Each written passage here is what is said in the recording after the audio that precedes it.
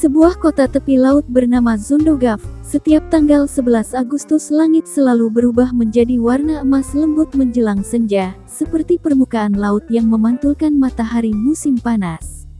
Orang-orang menyebutnya senja keajaiban. Konon, siapapun yang berada di dermaga pada saat itu akan mendengar bisikan seseorang yang paling mereka rindukan. Wuli Mistik, seorang siswa SMA biasa, tidak pernah percaya pada cerita itu. Tapi tahun ini berbeda, karena tepat pada tanggal 11 Agustus ia genap berusia 17 tahun, dan entah mengapa, ia merasa hatinya terusik oleh sesuatu yang samar, seperti janji yang pernah ia buat, tapi terlupakan. Sore itu, ia menerima pesan dari teman masa kecilnya, Arcticus Orchidaceae. Wuli, sore ini, datanglah ke dermaga lama. Ada sesuatu yang ingin kutunjukkan. Di dermaga, Arcticus berdiri dengan gaun putih yang berdesir tertiup angin laut, memegang bunga matahari, bunga yang tidak pernah ia sukai, tapi selalu ia berikan pada Wuli di setiap ulang tahunnya sejak kecil. Apa ini? Kau tidak ingat? Ya, kita pernah berjanji. Saat tanggal 11 Agustus kalau aku memberimu bunga matahari terakhirku. Itu artinya, kita akan memulai perjalanan baru bersama. Sebelum Wuli bisa bertanya, lonceng kapal tua di pelabuhan berdentang 3 kali. Senja keemasan turun begitu cepat, menyelimuti keduanya. Dan, di tengah desiran ombak, Wuli mendengar suara yang sangat dikenalnya, suara ibunya yang telah meninggal, membisikkan. Selamat ulang tahun, dan jangan sia-siakan hari ini. Wuli menoleh cepat, tapi tak ada siapa-siapa. Hanya Arcticus yang menatapnya, matanya berkilau seperti tahu semua rahasia yang tak pernah ia ucapkan. Wuli, maukah kau menemaniku mencari jawaban tentang kenapa tanggal 11 Agustus ini selalu terasa seperti takdir? Dan disitulah, perjalanan mereka dimulai, tapi yang Wuli tidak tahu, tanggal 11 Agustus selalu jadi hari ulang tahunnya tapi juga hari yang paling ia benci. Karena setiap kali hari itu tiba, dunia akan reset kembali ke pagi yang sama. Semua orang lupa apa yang terjadi di hari sebelumnya, kecuali dirinya. Wuli sudah mengalaminya selama 99 kali.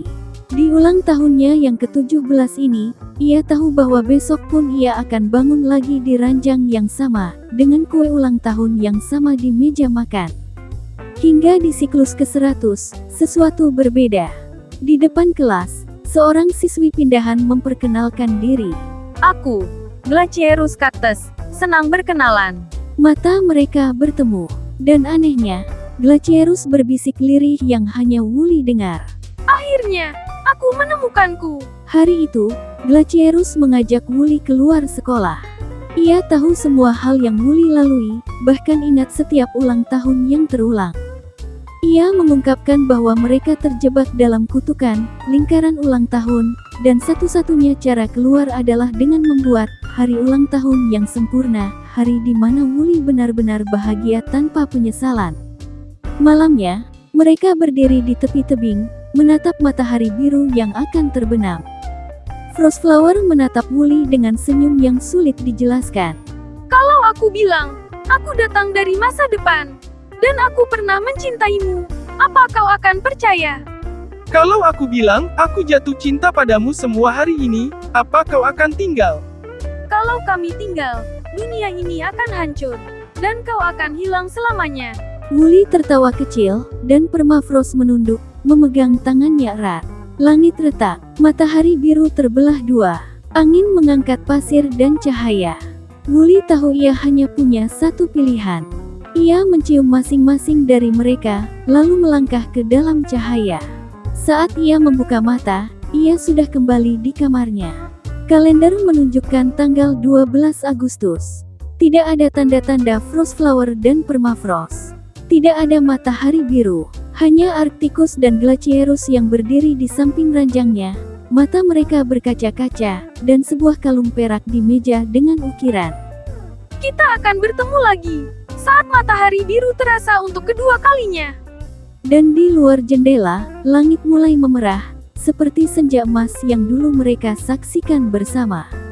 Tapi Wuli tahu, senja itu tak akan pernah sama lagi tanpa ketiganya yang hilang.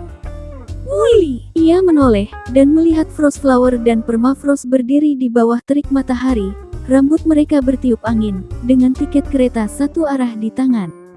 Mereka tersenyum, senyum yang penuh harapan dan kesedihan sekaligus. Aku akhirnya menemukanmu lagi. Kereta mulai bergerak, matahari mulai terbenam. Wuli tahu, tanggal 11 Agustus itu memang punya arti yang lebih dalam daripada sekadar ulang tahun. Dan apapun yang ia pilih sekarang, hidupnya tak akan pernah sama lagi.